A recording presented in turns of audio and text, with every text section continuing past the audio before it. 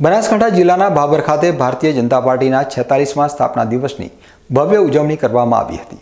આ નિમિત્તે ભાભરના નગરપાલિકા ટાઉન હોલ ખાતે સક્રિય સદસ્ય સંમેલન કાર્યક્રમનું આયોજન કરવામાં આવ્યું હતું। આ કાર્યક્રમ રાજ્યસભાના પૂર્વ સાંસદ દિનેશભાઈ અનાવાડિયાના અધ્યક્ષસ્થાને યોજાયો હતો, જેમાં ભાભર, સુબીગામ અને વાવ તાલુકાના સક્રિય સદસ્યો તેમજ હોદ્દેદારો મોટી સંખ્યામાં ઉપસ્થિત રહ્યા હતા।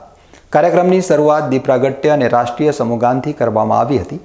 આ પ્રસંગે દિનેશભાઈ અનાવાડિયાએ ભારતીય જનતા પાર્ટીની સ્થાપનાથી લઈને આજ દિવસ સુધીની વિકાસ યાત્રા અને સિદ્ધિઓને યાદ કરી હતી।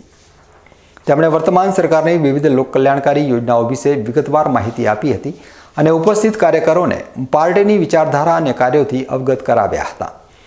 આજે ભાભર ખાતે વાવ વિધાનસભાનું મારું ભારતીય જનતા પાર્ટીના સ્થાપના દિવસ નિમિત્તેના સક્રિય સભ્યોના સંમેલન નિમિત્તે અહીંયા ભાભર મુકામે આવવાનું થયું અને અમારી ભારતીય જનતા પાર્ટીની સ્થાપના 6 એપ્રિલ 1981ના થઈ અને એની પહેલાં જનસંઘની સ્થાપના 21 ઓક્ટોબર 1951માં થઈ હતી। આખો ભારતીય જનતા પાર્ટીના ઇતિહાસ અને ભારતીય જનતા પાર્ટીની સરકારોએ કરેલા જે કામો છે એ કામો વિશેની ચર્ચા અહીંયા કાર્યકર્તાઓ વચ્ચે થઈ।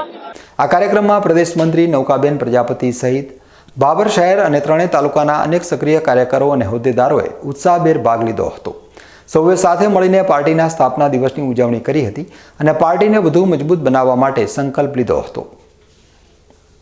સમગ્ર દેશની અંદર ભારતીય જનતા પાર્ટીના જે સક્રિય સભ્યોનું સંમેલન દરેક વિધાનસભા દીઠ રાખવામાં આવ્યું છે, એના ભાગરૂપે આજે પણ ભાભરમાં વિધાનસભાનું રાખવામાં આવ્યું છે। એના મુખ્ય વક્તા અમારા લોકલાડીલા પૂર્વ સાંસદ શ્રી દિનેશભાઈ અનાવાડિયા અમારા મુખ્ય વક્તા હતા, સાથે મહામંત્રી ભાઈ કનુભાઈ આવ્યા હતા અને આજે અમારા સમગ્ર વિધાનસભાના સક્રિય સભ્યો આવ્યા છે અને જે પાર્ટીની વાત કરી છે એ પાર્ટી અમારા કાર્યકર્તાઓ લઈ અને છેવાડા સુધી પહોંચાડશે અને આગામી સમયની અંદર જ્યારે અમારે નગરપાલિકાઓ છે, ગ્રામ પંચાયત છે, જિલ્લા પંચાયત, તાલુકા પંચાયતની જ્યારે ચૂંટણી આવેલી છે તેમ બધા અમે એક સાથે રહીને બધાએ અમે ભવ્ય વિજય અપાવશું। એ માટે બધા ભેગા થતા હતું। ભારત માતા કી જય।